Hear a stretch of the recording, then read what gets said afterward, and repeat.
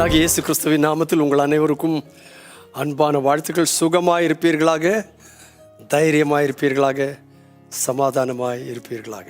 இந்த திங்கட்கிழமை காலையில் இன்னும் மிக மகிழ்ச்சியோடு உங்கள் மத்தியிலே வந்திருக்கிறேன். நேற்றைய தினத்தில் சபையில் திரளான ஜனங்கள் கர்த்தரை ஆராதித்ததை காணும்போது எல்லாம் அழகாய் நடந்தது, மிகுந்த மகிழ்ச்சியாக இருந்தது. தேவனாகிய கர்த்தர் தொடர்ந்து இதை செய்ய தம்முடைய கிருபையை விளங்க பண்ணுவாராக. இதை நினைத்த பொழுது எனக்கு ஒரு வசனம் ஞாபகத்துக்கு வந்து அதுதான் உங்களிடத்தில் வாசிக்க விரும்புகிறேன். 2 சாமுவேல் 5ஆம் அதிகாரத்தில் 4ஆம் வசனத்தையும் 10ஆம் வசனத்தையும் நான் வாசிக்கிறேன். 4ஆம் வசனம் விதமாக சொல்லியிருக்கிறது. David was 30 years old when he began to reign, and he reigned 40 years. தாவீது ராஜாவாகும் போது 30 வயதாக இருந்தான். அவன் 40 வருஷம் ராஜ்யபாரம் பண்ணினான். தாவீது ராஜாவினுடைய ஒரு யுனிக்னஸ், தனித்தன்மை என்னவென்று கேட்டால், அநேக ராஜாக்கள் யூதா தேசத்துக்கு அல்லாவிட்டால் இஸ்ரவேல் தேசத்துக்கு ராஜாவாக இருந்தார்கள். ஆனால் தாவீதுக்கு அப்படி இல்லை. தாவீது யூதாவின் மேல் 7 வருஷமும் எருசலேமிலே சமஸ்த இஸ்ரவேலின் மேல் யூதாவின் மேலும் 33 வருஷமும் ராஜ்யபாரம் பண்ணினான். ஸோ முதல் 7 வருஷம் ஒரு பகுதிக்கு ஆளுகை செய்தான். அடுத்த 33 வருஷம் 2 பகுதிக்கு முழு சமஸ்த இஸ்ரவேலுக்கும் ராஜாவாக இருந்தான். அவனுடைய காலத்தில் அவன் நெருக்கப்பட்டான். எத்தனையோ கஷ்டங்கள் வந்தது, யுத்தங்கள் ஏராளம் இருந்தது. அவனுடைய சங்கீதங்களை வாசித்தால் அவன் எந்தெந்த வழியாயெல்லாம் கடந்து போனான்றது தெரியும். ஆனால் அவைகளின் நடுவில் ஒரு அழகான வசனம் சொல்லியிருக்கிறது. And David went on and grew great, and the Lord God of hosts was with him.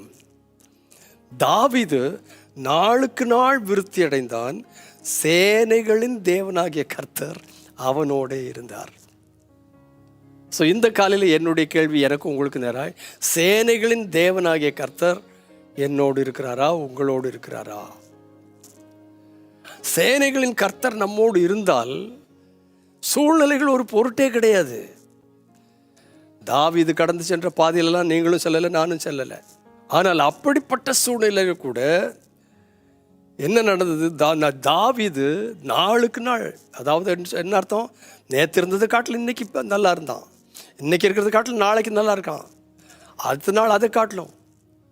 நம்ம வர வர கீழ் நோக்கி போகிறவர்களா இல்லை, மேல் நோக்கி போகிறவர்களா இருக்கணும். நாளுக்கு நாள் விருத்தி அடைந்தான். அது எப்படி நடைபெறும்? நீங்களா செய்துக்கிட முடியாது, உங்கள் குடும்பம் உங்களா செய்யாது, மற்ற யாருமே செய்ய மாட்டாங்க. தேவன் அவனோடு கூட இருந்தார். சேனைகளின் தேவனாகிய கர்த்தர், ரொம்ப அழகான வார்த்தை. அவனோடு இருந்தார், அவன் நாளுக்கு நாள் விருத்தி அடைந்தான். ஸோ இந்த காலை வேளையில், திங்கட்கிழமை காலையில் இந்த ஒரு காரியத்தை பிடித்துக் கொள்ளுங்கள். வேற யார் உங்களோடு இருந்தாலும் இல்லாட்டாலும் சேனைகளின் தேவனாய கர்த்தரினோடு இருக்கணும். அவர் கூட இருந்தால் எல்லா சூழ்நிலைகளின் மத்தியிலும் நாளுக்கு நாள் விருத்தி அடைந்தான். தேவனாய கர்த்தர் உங்களுக்கு உதவி செய்வாராக.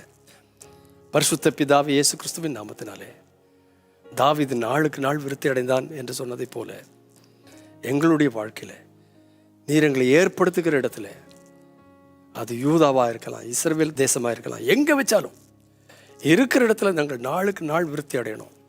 அது எங்களால் முடியாது, நீர் எங்களோடு கூட இருந்தால் தான் முடியும். ஆகையினால் நீர் எங்களோடு கூட இரும். நாங்கள் நாளுக்கு நாள் விருத்தி அடைய உதவி செய்யும். உங்கள் நாமத்தை மைப்படுத்திக் கொள்ளும். இயேசுவின் நாமத்தில் பிதாவே, ஆமேன், ஆமேன். ஸோ இந்த திங்கட்கிழமை முதல் நாளுக்கு நாள் நீங்கள் விருத்தி அடைய தேவனாய் கர்த்தர் உங்களுக்கு ஒத்தாசை பண்ணுவாராக. God bless you abundantly again and again. Amen.